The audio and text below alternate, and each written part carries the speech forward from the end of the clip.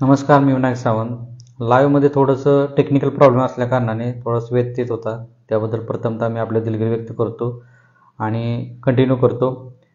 तर नातेपुते नगरपंचायत विकास काम जे प्रकरणं आपण चौकशी प्रकरण लावले आहे त्या प्रकरणी संदर्भात ठेकेदाराकडून भीती दाखवण्याचा प्रयत्न आणि त्यावर मी दिलेलं जोरदार उत्तर, अशा पद्धतीच्या टॅगलाईन खाली मी आज लाईव्ह येत आहे. नातेपुते नगरपंचायतच्या विकास कामासाठी अनेक प्रकारचे निधी, अनेक प्रकारची कामे सुरू आहेत. त्या कामासंदर्भात आपण सोशल मीडियाच्या माध्यमातून अनेक निकृष्ट दर्जाचे काम कशा पद्धतीने केलं जातं या संदर्भात माहिती दिली होती आणि त्यामध्ये सुधारणा करण्याचं काम नगरपंचायतकडून करण्यात आलं होतं. परंतु अशी काही टेक्निकल गोष्टी आहेत त्या अजूनही नातेपुते नगरपंचायतकडून त्याकडे लक्ष देण्यात आलं नाही. आपण त्या संदर्भात लेखी तक्रार दिली होती. 2 वेळा आपण त्या संदर्भात तक्रार दिली होती. त्या संदर्भात चौकशी करण्याबाबत सुद्धा आपण पत्र दिलं होतं. परंतु ठेकेदाराला वाचवण्याचा प्रयत्न नातेपुते नगरपंचायतचे मुख्याधिकारी साहेब यांना हाताला धरून सार्वजनिक म्हणजे जे बांधकाम विभाग आहे त्या बांधकाम विभागामार्फत केला जातोय हे स्पष्ट दिसतंय.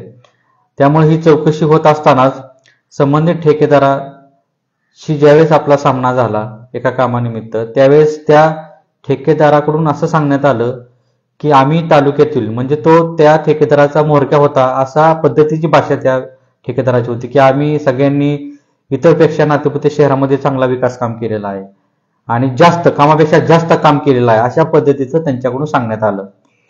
जास्तीपेक्षा काम केलं हे त्यांच्याकडून ज्यावेळेस ती बोलले जात होते त्यावेळेस मी त्यांना एकच वाक्य वापर केला की क्वालिटीला प्राधान्य दिलं पाहिजे. तुम्ही किती ज्यादा काम करताय हे आम्हाला घेणं देणं नाही, तर त्याला क्वालिटी महत्वाची आहे. ह्या संदर्भात आपण त्यांना सांगितलं. त्याचबरोबर त्यांना मी ओपन चॅलेंज दिलं की जर तुमच्यात दम असेल, तुमचं काम जर प्रामाणिक तुम्ही केलं असेल, चांगल्या पद्धतीने केलं असेल तर चौकशीला तुम्ही सामोरे जावा ना. तुमचं काम जर चांगलं असेल तर तुम्ही घाबरण्याचं कारण नाही, तुम्ही हा विषय काढण्याचं कारण नाही, अशा पद्धतीचे ओपन चॅलेंज दिले. म्हणून आता चौकशी ही टेस्टिंग मेथड, जी सायंटिफिक टेस्टिंग मेथड असते त्या सायंटिफिक टेस्टिंग मेथडच्या रूलनुसारच चेकअप झालं पाहिजे ही माझी मागणी आहे. त्यामुळं ठेकेदार, नगरपंचायतचे अभियंते असतील, मान्य मुख्याधिकारी साहेब असतील, बांधकाम विभाग असेल, ह्यांनी कुठला कोर्स करून इथे शिकून आलेले आहेत या संदर्भात आणि त्या संदर्भात त्यांनी कोण तिथं चौकशीला जातं, कोण त्याची पाहणी करतं, ह्या सगळ्या गोष्टी आहेत. किंवा कुठल्या शासकीय यंत्रणेकडून तुम्ही त्याचं ऑडिट केलं असेल त्या रस्त्याचं, ते सगळं आम्हाला माहित आहे. आम्ही स्वतः टेक्निकली आम्हाला गोष्टी माहीत असतात. आम्ही एखादी चळवळ निर्माण करतो त्यावेळेस चळवळ निर्माण करताना सगळ्या गोष्टीचा अभ्यास करून उतरत असतो, हे पहिले लक्षात घेतलं पाहिजे.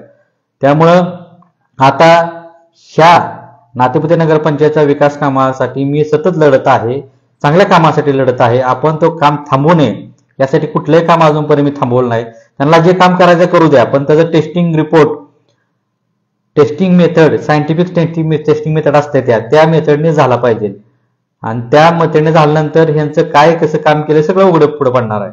त्यामुळं या ठेकेदारांना मी उत्तर दिलं की तुम्ही कोणीही ठेकेदार असू द्या, तो गावातला असू द्या, गावाच्या बाहेरचा असू द्या, माझ्या जवळचा असू द्या, माझा मित्र असू द्या, ओळखीचा असू द्या, मला घेणं देणं नाही. तुमच्या 4-5 लोकांसाठी नातेपुतेकरांना जर त्यांच्या हक्काचा निधी, जो त्यांच्या टॅक्समधून निधी होतो तो निधी परत विकास कामात रूपांतरित होत असेल आणि तो जर तुम्ही वाया घालवणार असाल तर ते कदापिही सहन केलं जाणार नाही.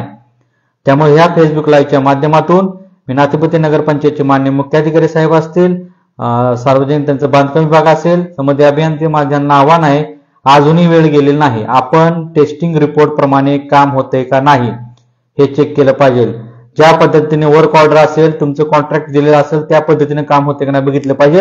त्यामध्ये कामापेक्षा जास्त काम मोठं केलेलं आहे, रस्ता बारका होता आम्ही मोठा केला, फ्रेम ब्लॉक टाकलं, आम्ही हे केलं, हे आम्हाला तुम्ही सांगू नका. क्वालिटी काय केली, त्यामध्ये क्वालिटी ही सगळ्यात महत्वाचा विषय आहे. म्हणजे क्वालिटी जर नसेल तर तुम्ही किती मोठं काम केलं ह्याला किंमत नाही, हे लक्षात घेतलं पाहिजे. क्वालिटी ही सगळ्यात महत्वाची आहे. त्यामुळे क्वालिटी टेस्टिंग झाल्याशिवाय मी शांत बसणार नाही. त्यामुळे मला कोणी घाबरवण्याचा प्रयत्न केला जाऊ नये. त्याचबरोबर ठेकेदाराकडून मला सांगण्यात आलं की अशाच एका ठिकाणी आम्ही काम करत होतो, एक जणांनी त्याचं अशी चौकशी लावली कामाची, 6 महिने गेले, परत रिपोर्ट आला की काम चांगलं झालेलं आहे, त्यातनं काही साध्य होत नाही असं त्यांनी मला सांगितलं. मी त्यांना उत्तर दिलं की ज्या कोणी लोकांनी तक्रार केली होती त्याची इंटेन्सिटी काय होती काय 4 पैसे घ्यायचे असतील किंवा चांगलं काम व्हावं म्हणून बी एखाद्याने केलं असेल, परंतु मी हा शासन निर्णयानुसार लढणारा व्यक्ती आहे. त्यामुळे तुमच्या जी टेस्टिंग मेथड असतात ना, सायंटिफिक टेस्टिंग मेथड असतात, त्यात तुम्हाला त्यांना प्रश्न विचारला, सायंटिफिक टेस्टिंग मेथड तुम्हाला माहित आहेत का, ते कसले मेथड असतात, काय असतात, अशा पद्धतीचं उत्तर त्यांच्याकडून आलं. म्हणजे यांना काही माहित नसतं. टेंडर घ्यायचं, त्याचं टेंडरचं काय असतं काय नाही, हे ठेकेदार कोण, ठेकेदाराला इंजिनियर बी नाही. त्या ठेकेदाराला म्हणलं तुझा इंजिनियर कोण आहे ते माझ्या समोर आण, त्याच्याबरोबर बोलतो, तुझ्याबरोबर उपयोग नाही, तुला त्यातलं टेक्निकल तुला माहिती आहे का, नाही, तू ठेकेदार आहे, तुझा जो कंपनीचा ठेकेदार इंजिनियर असेल त्याला माझ्या समोर आण, सिव्हिल इंजिनियर कोण असेल त्याला माझ्या समोर आण, मी त्याच्याबरोबर बोलतो आणि मग आमची चर्चा होऊ द्या. त्याला ते बोलता आलं नाही. एक ठेकेदार म्हणला मीच ठेकेदार आहे, म्हणला मीच इंजिनियर आहे म्हणला. म्हणजे अशा पद्धतीचं चुकीच्या पद्धतीचं काही माहीत नसणाऱ्या व्यक्तीला टेंडर दिलं जातं. मला तर शंका निर्माण झालेली आहे, ज्या व्यक्तींना ठेकेदारांना ज्या कंपनीला टेंडर दिलं आहे ती कंपनीच बोगस असण्याची शक्यता आहे. कारण ठेकेदाराला काहीच माहित नसेल तर विचार केला पाहिजे आपण. या बारीक बारीक गोष्टी आहेत. म्हणून आता ओपन चॅलेंज मी दिलेलं आहे, तुम्ही तुमचं काम क्वालिटी दाखवा, मी माझं काम करणार की तुम्ही चांगल्या पद्धतीचं काम करताय का नाही हे प्रशासनापुढे आणणार, जनतेपुढे आणणार. त्यामुळे युद्ध सुरू झालेलं आहे. त्यामध्ये कुणाचं काय होईल कुणाचं काय होईल याला मी जबाबदार राहणार नाही. जे शासकीय नियमानुसार भारतीय संविधानाने दिलेल्या अधिकाराचा वापर करून कायद्यानुसार, शासन निर्णयानुसार, अधिनियमानुसार जे काही टेंडरमध्ये वर्क ऑर्डर काढण्यापासून, त्याचं व्हॅल्युएशन करण्यापासून, टेक्निकल ऑडिट करण्यापासून ह्या सगळ्या गोष्टी, सगळ्या टेस्टिंग मी करणार आहे, करायला लावणार आहे, लक्षात घ्या. आणि ती शास्त्रशुद्ध पद्धतीनं झालं पाहिजे हे या माध्यमातून सांगतो. आणि लढाई सुरू झालेली आहे. विकास काम चांगल्या पद्धतीचं क्वालिटी झालं नसेल तर 100% त्या ठेकेदारावर कारवाई झाल्याशिवाय मी शांत बसणार नाही. संबंधित अभियंता असेल, माननीय मुख्याधिकारी साहेब असेल, यांची चौकशी ऑलरेडी आपण लावलेली आहे, त्या गोष्टी समोर येतीलच. आणि सायंटिफिक मेथडनी लढाई सुरू करणार आहे, लक्षात घ्या. शासन निर्णय लोकशाही मार्गाने हिच्या माध्यमातून सांगतो. आणि ह्या माध्यमातून एकही सांगतो की व्यक्ती म्हणून माझा कोणाशी विरोध नाही. नातेपुते नगरपंचायतला विकास काम आलेले आहेत, त्या पद्धतीने विकास काम झालं पाहिजे. तो पैसा वाया गेला नाही पाहिजे. ठेकेदाराकडून कुठल्याही प्रकारची चूक नाही झाली पाहिजे. हम करे सो कायदा ही प्रक्रिया नातेपुते शहरामध्ये सहन केली जाणार नाही, हिच्या माध्यमातून सांगतो. ज्या ठेकेदाराने चांगल्या पद्धतीचं काम केलं असेल टेस्टिंग रिपोर्ट मध्ये येऊ द्या, त्यावेळेस 100% त्या ठेकेदाराचा सत्कार जाहीररित्या मी करणार.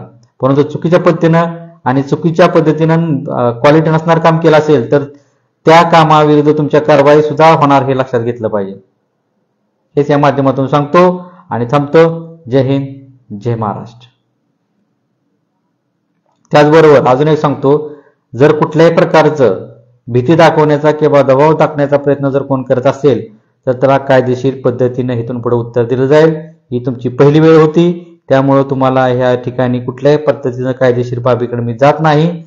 परंतु इथून पुढे जर कुठल्याही पद्धतीचं प्रयत्न केला आपण तर त्याचा परिणाम भोगण्यास आपण कायदेशीर मार्गाने परिणाम भोगण्यास तयार राहावे, हीच या माध्यमातून आपणाला चेतावणी देतो, सूचना करतो. त्याचबरोबर नम्र विनंती करतो. जय हिंद, जय महाराष्ट्र.